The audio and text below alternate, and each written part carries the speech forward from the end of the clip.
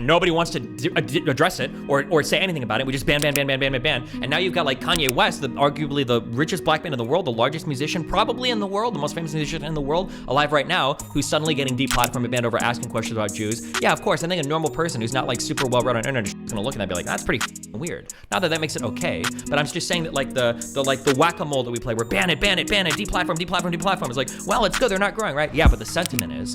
And yeah, I don't know. That's like here's like the worst case scenario. Okay, this would be the absolute worst thing that could ever happen. Okay, I've got 4 sisters. One of them is a nurse. Hey, sorry. She's not vaccinated. She refuses. No, not one of those. I've actually no. I've heard this a lot, that there are a lot of like anti-vaxxer nurses. Yeah.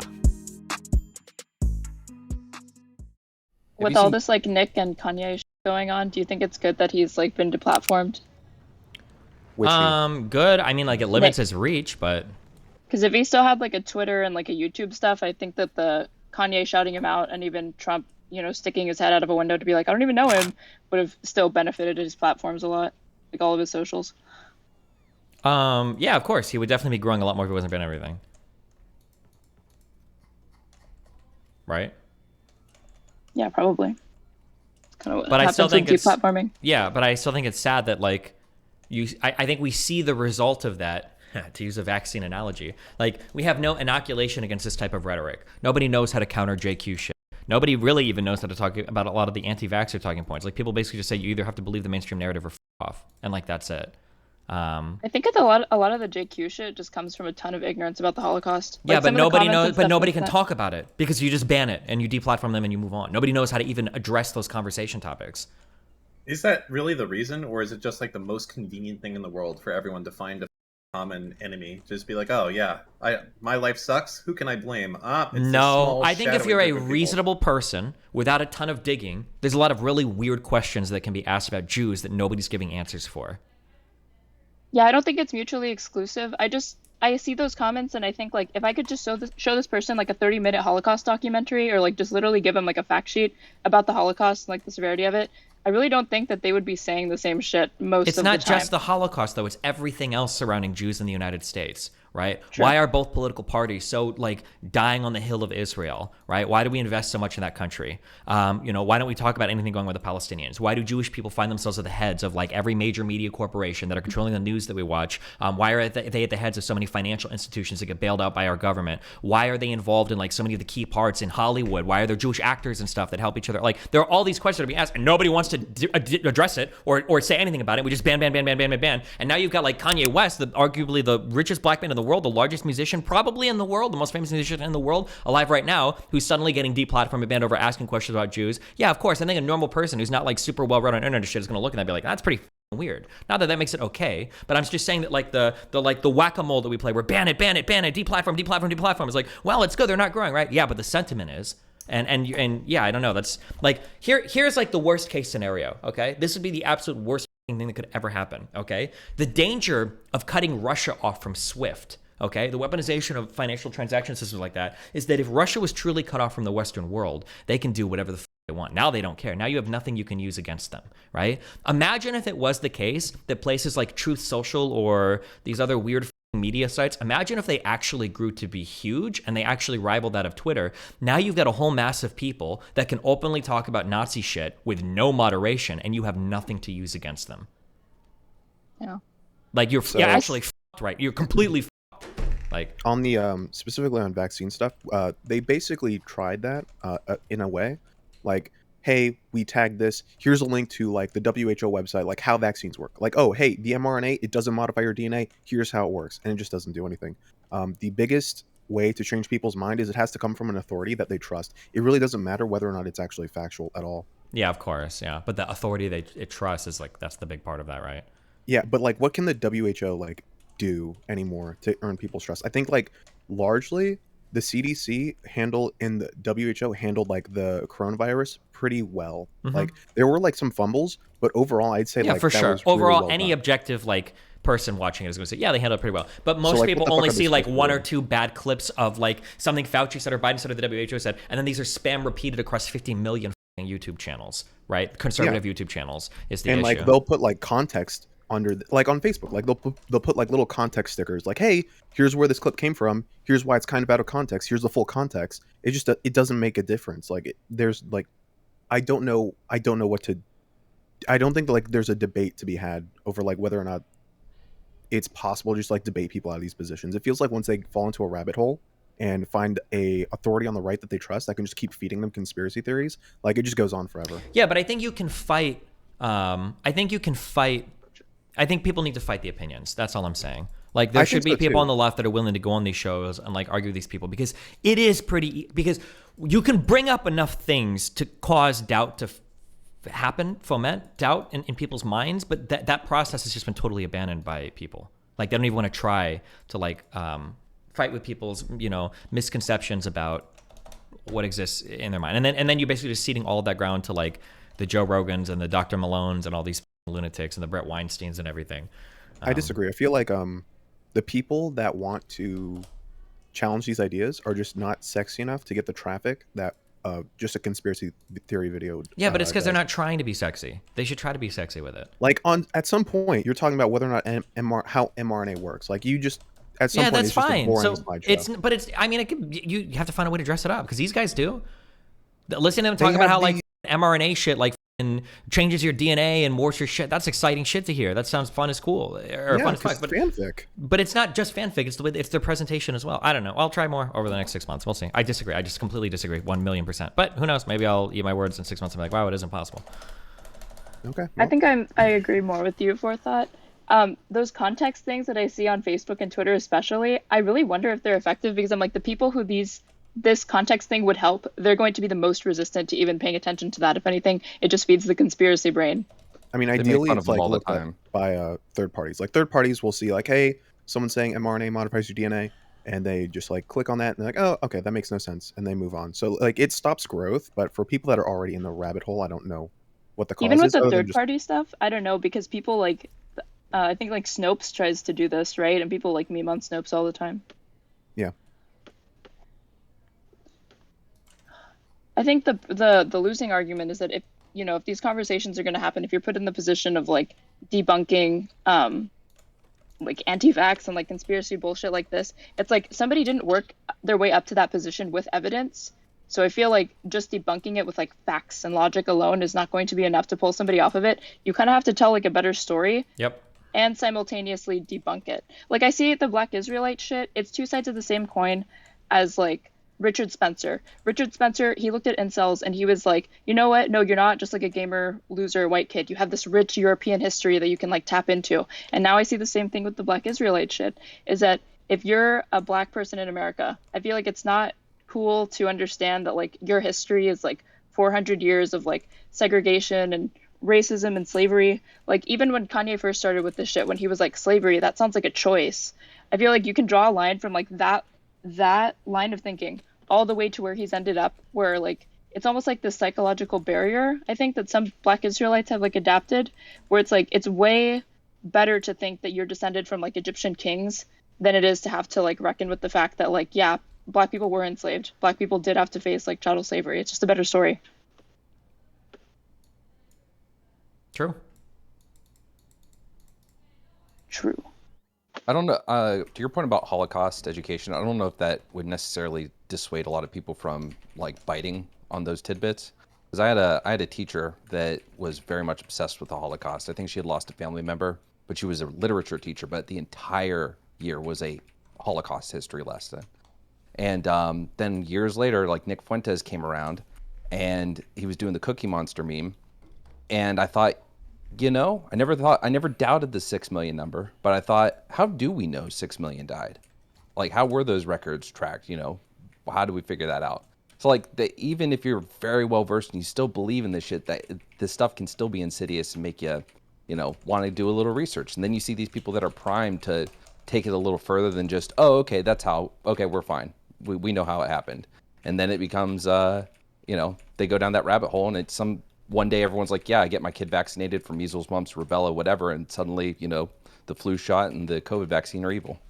I think that's why anti-Semitism is particularly pernicious, because the way it manifests is just that it's not even that you have to actually lie about anything. You just have to introduce enough doubt, and then all the worst actors on the internet will do the rest for you. Of like, oh, like somebody, you're how could somebody ever count to 6 million? Well, I got an answer for you, and it just goes from there. But there is a difference, I think, between having a strong opinion and having like a strongly held belief.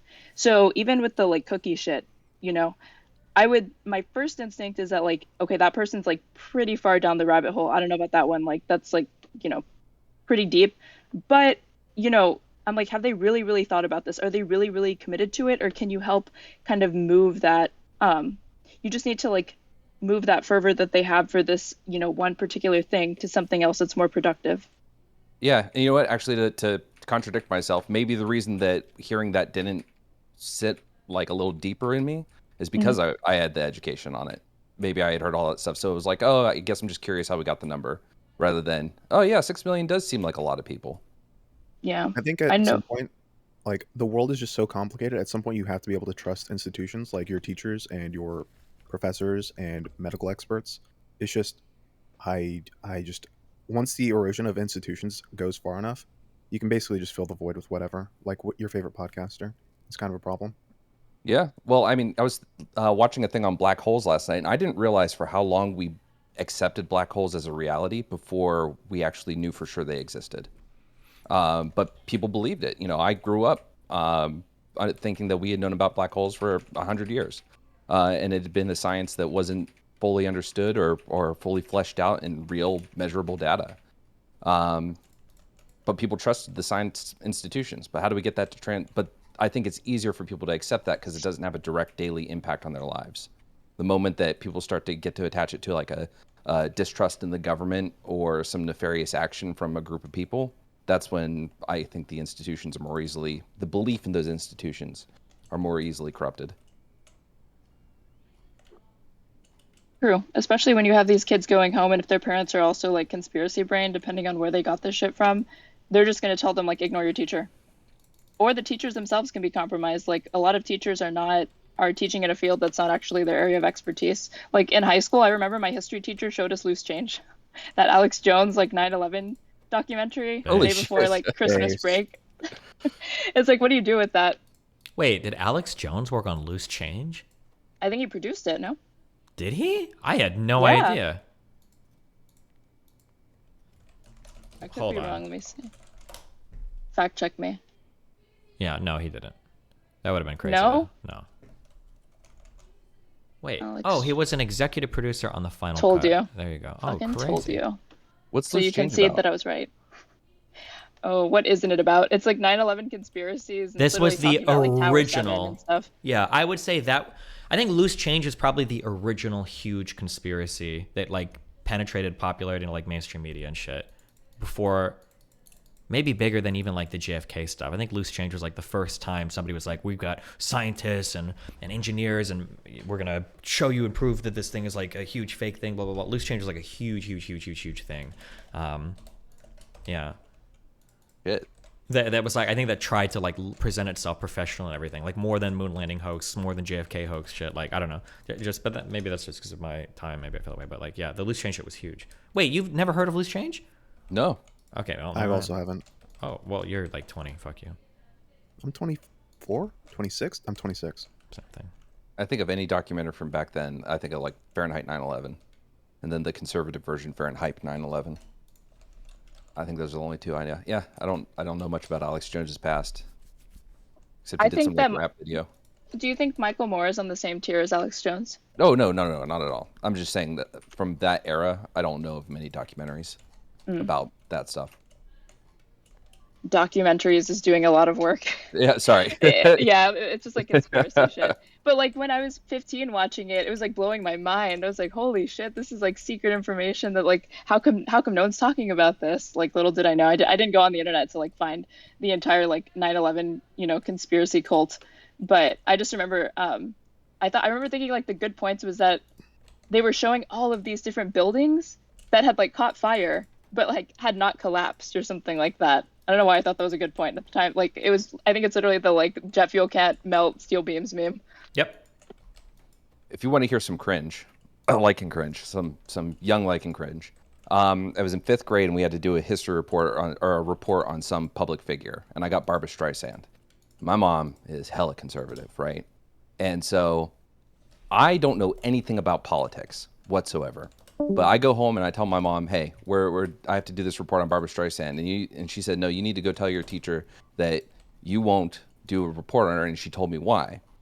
And I go in, and I don't know why the fuck I'm doing this. I'm just on the moral crusade, thanks to my mom. And I say, "Hey, Mr. Guerrera, I can't do this." And he says, "Why?" And I'm like, "My mom said I can't do her. She's a flaming racist." And what she had told me was she's a flaming liberal, but I had no idea what that was. So in my mind, I was like, "Oh, she must have said she's racist, and that's why I can't do it." And if you know anything about Barbara, she ain't a racist. Wow.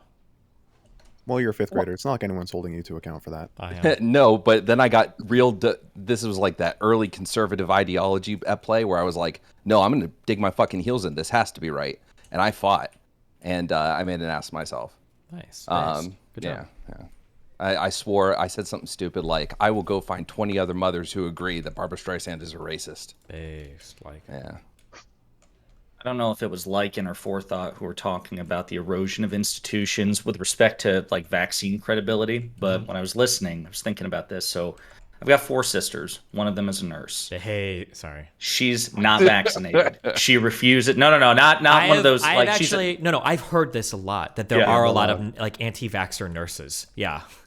it blows my mind. So she is like a pretty hard conservative. Like she loves Candace Owens, she loved Donald Trump. She's also evangelical. So like the contradiction is extraordinary. But even after Trump endorsed the vaccine repeatedly, like she refuses to get vaccinated, even though he is like her northern star politically and philosophically. Yeah. That was a weird break for a lot of conservatives because Trump did come out as a big vaccine defender because he wanted to take credit for it.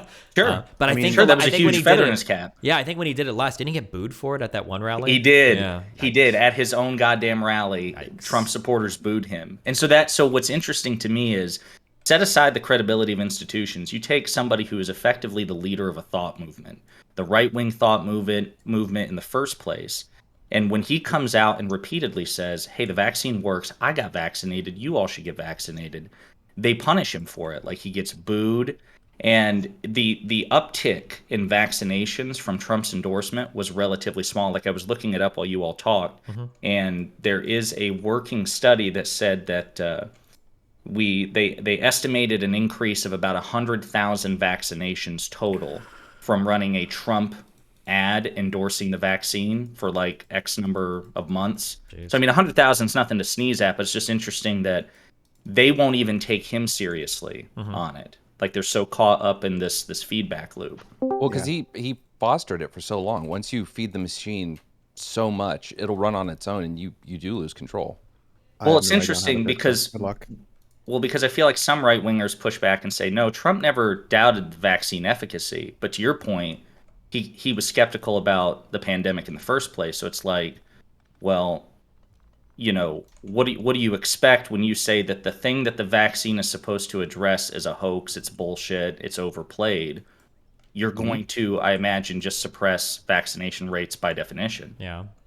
Well, he didn't just make people hesitant to get the vaccine in a lot of ways. I think he was also attracting a lot of anti-vaxxers just organically. Like they were flocking to him and he didn't even realize it until he was getting booed just for saying like, I got the vaccine.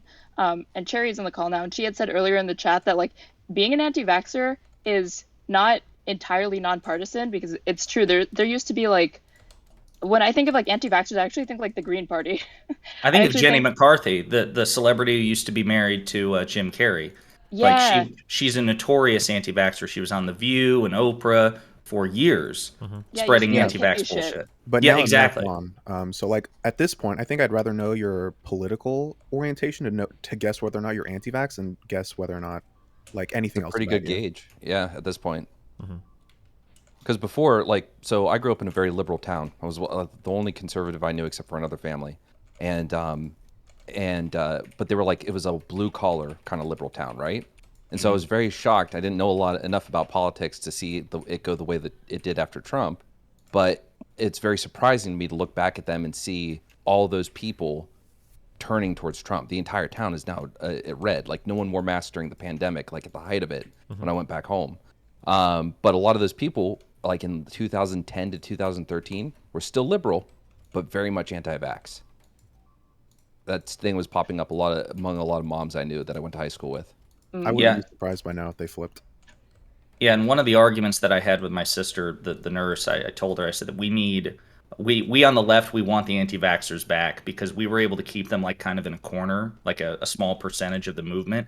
You all, the right, when they took the anti-vax movement over, I mean, they blew it wildly out of proportion. It's insane. So for like you said, like almost like 10 years ago, for every one Jenny McCarthy, hippie who thinks that, we don't need vaccinations or contemporary medical science, they were outnumbered like 9-1.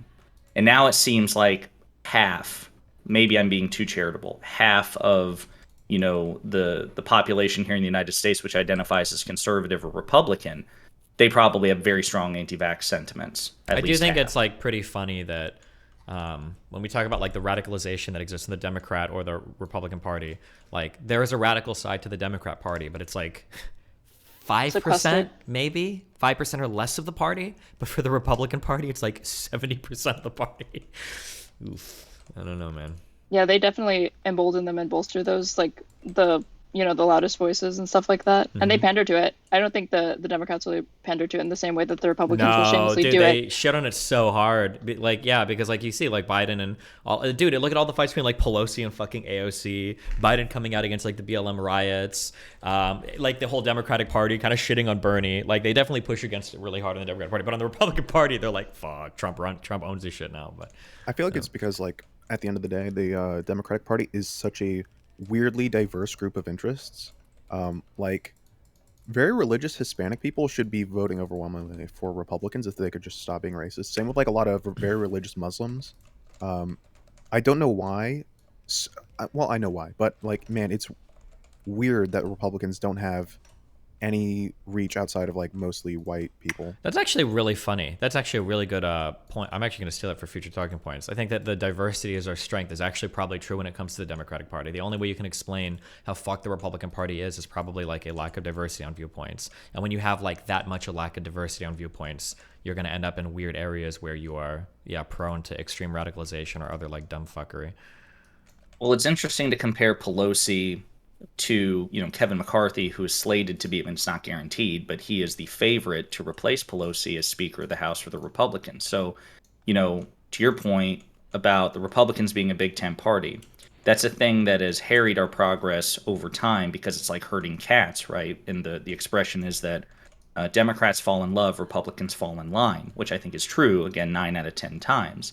But now we're in a unique position where the Republican Party is in disarray. So Pelosi, for all the fights that Destiny mentioned that she had with AOC, Pelosi is extremely effective not only at fundraising but whipping votes. Like she had a 222 seat majority these past 2 years, which is about what Republicans will probably have. It's a razor thin margin, but she was able to cram through one thing after another. Like she was able to whip votes even from the Progressive Caucus like no other.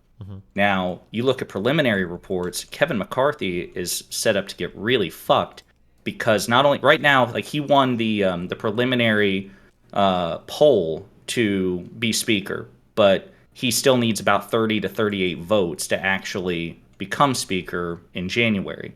And he may not get them because you have people in the Freedom Caucus, like the MAGA lovers, people like Matt Gaetz and whatnot, they're saying they won't vote for him because they don't find him sufficiently loyal to Donald Trump. And he doesn't have a margin, like that is beyond his margin of error. He can't afford 38 votes to lose. Whereas there was no question that Pelosi was going to be speaker in 2020. So it's really interesting, in my opinion, to see that for once Democrats are able to get their shit together and fire on all cylinders behind Biden, even progressives, even AOC, Ilhan Omar. But Republicans are struggling like no other. There's a very real chance that McCarthy doesn't become speaker. I think it makes a lot of sense. With like how hard they fumbled the midterms, I wouldn't be surprised if the more moderate factions of the Republican Party in the House just break entirely to try and carve out their own space politically. Because I don't think this Trump thing is going to last, and I think they know that. Yeah. They're already disappointed with Trump. I think I don't think there's a way not to be. Yeah, but not for like the reasons why we're disappointed. They're disappointed for like the dumbest shit. The fact that Trump announced when he did is apparently like a party-wide disappointment, and they think that it's going to cause harm for like the runoff election in Georgia, that he did that too soon. Yeah, maybe. Yeah. I think that goes back to my broader point that the losing point. Nobody likes a loser, and Trump right now is I kind of turning the Republican Party into a party of losers by losing so hard in the midterms. I don't think I anybody felt likes like that would have caught on earlier because he was a one-term president. He lost the House. He passed almost no legislation. Like the idea that he was a winner, I'm like shocked it held up for Yeah, but so I don't think long. Republicans just don't really. Yeah, they don't care. I don't just think they wanna own care the about electorate. legislation that much. Yeah, they just they're just Republicans aren't like they're not like lawmaker people. They don't really care about that shit. They care about like tweets and culture war shit. Like unironically, I think a lot of them like are obsessed with that shit. I don't think dude. he's done. I still think it really is the party of Trump. I'm just thinking like Liz Cheney, like Trump's arch enemy being ousted in Wyoming, right? That's where she's from. And it was Yeah. basically because she was anti-Trump, even though if you look at how she voted more conservative than like some of the biggest like Trump heads. 93% of the time, her voting record matched more closely with Trump's than Matt Gates's, than Jim Jordan's. But Yes. How she many didn't. of Trump's endorsements for the midterms in the House actually like win? Like, Not many. yeah, so Not many that's at all. No, because all he supported exclusively. He supported two types of people: election deniers or incumbents. And as Destiny constantly comments, the incumbency advantage is huge. So it's like, I don't want to say it's Isn't a it sure actually huge? thing. Yeah. Because Oh, yeah. Absolutely. it I feels like mean, it's been eroding. well, Republicans tend to fumble the ball with the incumbency advantage. So George H.W. Bush, he was the incumbent, lost to Clinton, and then Trump lost to Biden. So the incumbency advantage is less meaningful in the hands of Republicans. Number one, because they suck. Number two, because they're historically speaking less popular than Democrats. But it is a pretty solid advantage. So when Trump was making his endorsements, I mean, he was kind of clever about it because he was like, "Oh, I'm backing so and so, so and so, and so and so." Well, they're the incumbents, so statistically speaking, they probably are going to win, right? But he was pitching himself as like a prophet, like this oracle. Where like, yeah, they're struggling, but because of my endorsement, the odds of them retaining their office increases. Well, no, not really. They're the incumbent. They're probably going to win again. And then the people that he didn't like, who were not incumbents that he endorsed, were election deniers, and they were largely repudiated this past Okay. election. Banana One, listen, I have to leave soon. If you want to come in and chat vaccines for like 15 minutes, you're find a way to join the general lobby. I'll drag you in. Oh God. That's another one that my stepdad brought up. We fight about this very often. He's no longer holding a lot of his old arguments. Like he just says them and throws them out. But something about military vaccines and an increase in death rate that he's like really focused in on, implying like, okay, who cares about the countrywide death rate? Because there's a lot of fat people, there's a lot of old people. But if you look at the military and the healthy individuals, they were all mandated the vaccine, that apparently there's like an increase, very small. I'm not sure, like, I haven't looked at the shit that he sent me, but that's like Is a it new talking point. Yeah, is it the fighter pilots getting heart attacks meme? It's not fighter Oh, pilots, it's just I an heard that one. overall increase in death rate in the yeah, you always military. have to be every That's a single new one. vaccine talking point is usually when you dig into it is just bullshit. You just have to figure out where the source is coming from. And a lot of it is like insanely fucking weird complicated shit too. For instance, there was a study that came out that let's see if I can find this. There was a study that came out that supported that the COVID-19 mRNA vaccination will actually cause the mRNA to integrate into human DNA. And Oh yeah, he says their DNA changes. That's another thing. yeah, Yeah, that's a common one. there was Holy shit, you become a mutant? there was a study that showed that, but the study that was done was it's on a particular line of cancerous liver or pancreatic cells that have unique properties to them that allow you to study viruses or study things in environments that they don't normally exist in. I think it was liver cells because I think your liver cells don't normally replicate, right? I think Your liver cells, I think, replicate a lot. do they? They do. Yeah. Yeah. I think you can like regrow half a liver. Yeah. Yeah. Okay, It's regenerative. Are they? Fuck. There's some organ in your body. I don't remember what it was, but like, yeah, it's so like the study is true and the results are true, but the study was only showing it for like that particular like cancerous cell line. Like it was a very unique cancerous cell line that was used. And yeah, Maybe I the don't know. Yeah. spleen. I don't know what it was. I'd have to go back and look it up. But like, yeah, there's like so many like weird, like you have to hunt down study after study after study to find out where these talking points come from and then look and see what's actually going on. And it's like insanely stupid. Like where some of these. It is insane. Like I was at a Subway a couple of weeks ago, and there was this dude who was trying to like red pill the sandwich artist at Subway, and he was talking about how there was a pushback from like airline pilots on vaccine mandates because of this like viral TikTok from a pilot explaining how it was going to be really bad for like air travel. And I remember like United had to place like all of these employees, like thousands of employees, on unpaid leave because they were trying to seek an exemption from the vaccine mandate. I think a federal judge in Texas was the one that ended up like striking it down though.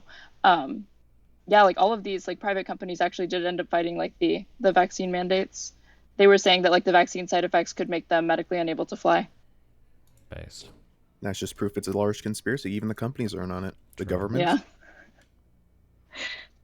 I wonder what Dillahunty thinks about the vaccine mandates, because if like I was thinking about this with the abortion debate, because if you're coming from it from the perspective of bodily autonomy, a lot of people argue that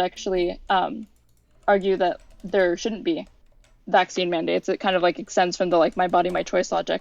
Yeah, it was this study. Intracellular reverse transcription of Pfizer BioNTech COVID-19 mRNA vaccine in vitro in human liver cell line. It was in this liver cell line. I had this linked to me a couple of times when people were arguing about vaccination in DMs. Have a material effect on the people around you.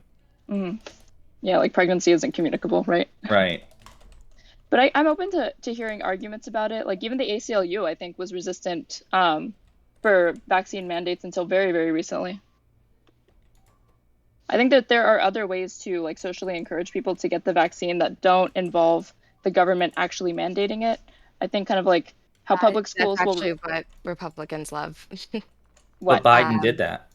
I'm sorry, go ahead. No, so they like to go, well, I'll just say what my stepdad was talking to me about, the idea that like just give people the choice to do what they want to do and allow things to happen naturally. And that's what he thinks that like Ron DeSantis did.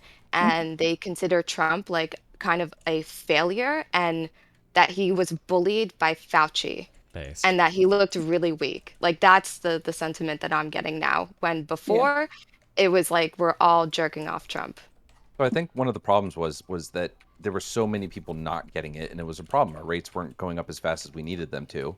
And so if we do that, there is such a heavy information machine against the idea of getting vaccinated that I don't know if we ever would have had that, nice little come to Jesus moment on the right where it's like, okay, no, you guys can get this. It's safe. It's fine. The government's not compelling. Maybe we would have. But that's the thing, that Biden did do that. Like, I feel like a lot of right wingers and like right leaning centrists will reframe, like they engage in revisionist history. The talking point is almost like Biden was inaugurated in January 2021, and then on February 1st he started to throw down these mandates when it's not true. So like he encouraged, he made like there were celebrities coming out trying to encourage it. He was doing like these PSAs.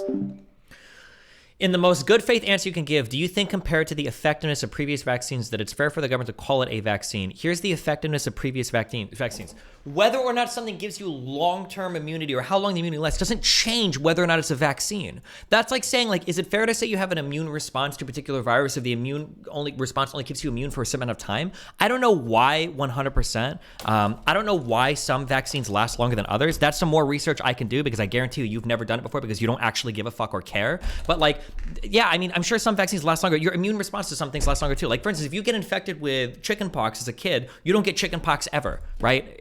And I don't think you develop, it's either you don't develop or you're likely to develop shingles later in life. I think it's you don't develop shingles if you get chickenpox as a kid. But like, yeah, I mean, like you have different immune responses to different things. Like the idea that like, what do you call it? Do you call it a different thing than a vaccine, even though it is a vaccination? Like I don't know what the... Like I'm sure there are some vaccines that have it might be the other way around. Yeah, you're more likely to develop shingles if you get infected early on. Yeah,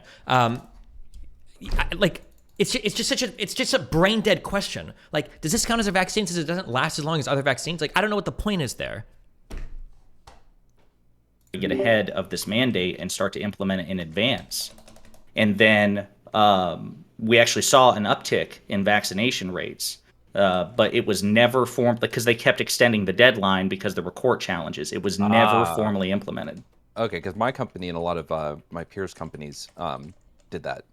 Yeah, They had the mandates, and I thought it had been implemented. So, okay, that's good to know. yeah. I think a lot of people have cited like the Tuskegee experiment as an explanation for why some people are hesitant about the vaccines. Bullshit. I remember That's bullshit. That is 100% bullshit. Why do you think so? Because nobody that even cites it, that's just an excuse for black people to be lazy. If you ask any black person that cites it, how many people were affected by it? None of them will be able to give you a single fucking answer. I don't believe that. I think people give a lot of excuses, and I think because it's black people are like, oh, okay, anti-Semitism, lol, anti-vax, lol, but that's bullshit. Ask them anything about Tuskegee and ask them like what actually happened or just anything about it at all, or how many people it affected, because a lot of people probably think like, oh, that was like a mass experiment across the entire United States where millions of black people were infected with fucking syphilis and blah, blah, like bullshit. Like ask them numbers, okay? Well, Like, I don't think fuck it's an black people. excuse for them to not get it. I do think it's an explanation for hesitancy from some particular people, particularly like older Black Americans. Younger ones, I think it's less likely to me that they would have already known about it. They were probably already vaccine hesitant, but then that vaccine hesitancy could be explained by their parents or their grandparents, because I think Black people are more likely to live in like intergenerational households. So if you grow up around like grandparents and parents that like know about Tuskegee and on that basis alone are kind of hesitant around these things, then it's going to be socialized into you likely before you even hear the words Tuskegee experiment, you know? I feel like the better explanation is just that black people get treated kind of shitty in the medical system, and that's why they don't care. yeah, or the experience with the country overall is like kind of shitty, so you're like, yeah, fuck it. Like, which I can understand that, sure. I remember in But like, what college actually? learning I'm about- curious. Actually, what are like Asian vaccination rates? Because these people literally got locked up in camps in the fucking United States, right? Like, I don't know. It just seems wild to me, but That would probably vary a ton by ethnicity, like Sure. Vietnamese people, like Korean people in America, like immigrants versus like native population. What I learned about in college was like have you ever heard of the swine flu immunization program of '76? It was like headed by Gerald Ford. nope. They actually did try to like fast track in like I think it was like a swine flu vaccine, and there was a small number of people who were immunized, and they actually developed was it Guillain-Barré syndrome, and that just the small people who had that, and they ended up suspending the program entirely. Nice. Yo, But I didn't holy actually hear that one brought up a lot. The reason they want to call it a vaccine is because they want the label and social understanding of what vaccine is previously meant. That way they look good. No, the reason why they call it a vaccine is because it's a vaccination. It's because you get injected with the thing, it trains your immune system to deal with the thing, and then now you have some level of immunity against the thing. That's why it's called a vaccination. Even if a vaccination only gave you immunity for a month, it would still be a vaccination. That's what a vaccination is. All right, two questions I've got for the group here. Number one, are any of you surprised at the level of hate Republicans have for Fauci, given that he was appointed by Reagan and worked for Nobody Trump? ever cares about that. Look at not Charles Ray, or not Christopher Ray. Who was the guy that the FBI, the previous FBI head that almost Comey, yeah, James Comey. yeah, that guy was a lifelong Republican appointed by Bush, right? Yeah. They don't ever care about that shit. Or look at all the Republican federal judges appointed by Trump himself that rebuked the election fraud shit that they don't care about. Yeah, they don't ever care about any of that shit. And then the second one is, do you think that again, I'm thinking of the carrot approach where no mandates were ever issued, we could just rely on a sense of national identity and like pulling ourselves. I kind of get what Destiny's saying. They don't call the flu shot a vaccine, just a shot, doesn't last long. No, flu shots are flu vaccines. That's a vaccination. Bro, I can't tell if you guys are actually serious or not. Weird semantics, shot versus vaccine. There's no such thing as a shot versus a vaccine. It's a shot because it's a colloquial way to refer to getting poked. States would have this overwhelming sense of like cooperative patriotism, like kind of like how we even saw in 9/11. Yeah. What, third ahead. World War? What are you talking about? He's saying hypothetically. Yes, if there was a third world war, because the last time we saw like major, it'd either be 9/11 or if you want to go on a bigger scale, it'd be the Second World War, where we saw most of the American public, basically rally behind a war effort. Do you think we could see something like that? Like, do you think there would be any threat that would motivate Americans to do something like that again? I don't think so. I think media is way too decentralized because at that point you had like media conglomerates and like people like Walter Cronkite were like the like trusted voices on television. Now with like Facebook and like the induction of like all these platforms and alternative media, forget it. I think it would there- have to be an attack on the country. Otherwise, Yeah. I agree with you. As long as there's like some sort of like basic trauma to get everyone around, like Pearl Harbor, 9/11 are like deeply ingrained memories of those generations that motivated them to pull together. Something like the coronavirus was just largely invisible and had effects that varied greatly depending on who you were and where you were and how you lived. But yeah, if something was like substantially violent enough to affect lots of people, then yeah, I could see it.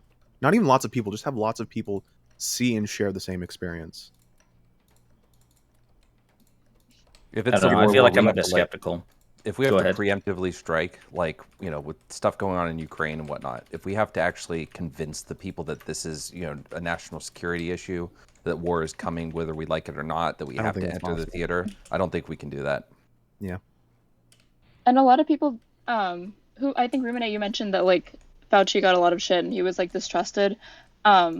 People always cited like, oh, because he flip flopped on like masks and stuff like that.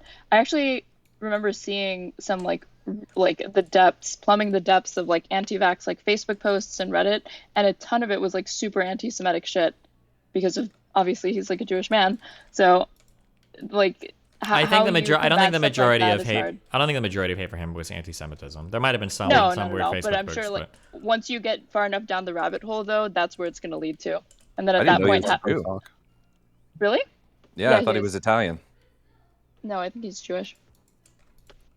I mean, Italians can be Jews. I just thought Yeah, he yeah. I was was about to like say, a as soon as they Catholic, said that, I was you know, like, New wait. York Italian. Yeah.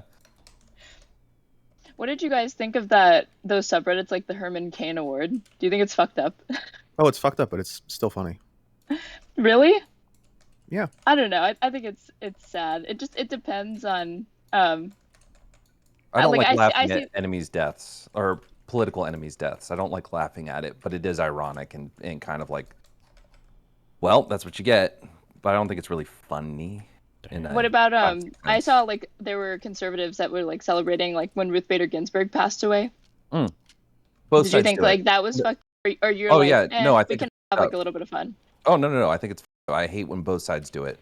Like when, especially the left. Every time some government figure, leader, whatever, Rush they Limbaugh. get, yeah, like Rush Limbaugh dying. Like I think David Pakman addressed it really well. He's like, you know, you can be happy that they no longer have the effect they do, but celebrating their death is fucking gross. He didn't say fucking gross, but that was his sentiment. That'd be hilarious if Pac-Man said that. I don't think he's ever said the F word. Wait, Lycan, you're conservative. See, I'm not. No. I'm not. I'm. He is. Don't let him fool you. I am very progressive. Okay, you I guys. thought you said you were like the lone conservative in your small town or something like that. No, the lone liberal. Or Oh, no, the I lone was the lone conservative. I've had a transformation over the years. I see. You've evolved. Gotcha. Yes. Jesus. All right. I'm not even. I don't know. Everybody, give your final thoughts. I gotta leave soon. I'm looking forward to Georgia. Looking forward to Georgia. Oh, yeah, we're you're gonna gonna be we're gonna down save there? the Republic. Yeah, I'll be there. Cute. When Steven, is stop Georgia? attacking my daughter? Shut up. This weekend. Oh shit! Yeah, I'm not. No, it's not. Sorry. Why do you guys keep lying and saying that? It's next weekend. That's what I mean. Like this coming weekend. Okay. Next week. No, not like not now. today's fucking Stop. Sunday. You guys are triggering the fuck out of me. Somebody 2 days ago said that it was this weekend or next weekend or whatever. It was like the next weekend, a weekend after this weekend. Okay. Fuck you guys. Triggering the fuck out of me. Everyone in the chat is triggering me. Good God. We're gonna do a Later, whole dude. fucking week on vaccines. You fucking morons in chat. You guys actually trigger the fuck out of me so much. Based. Let's go. Later. Been fun. Okay, have fun. Bye, See guys. everybody. Bye, folks.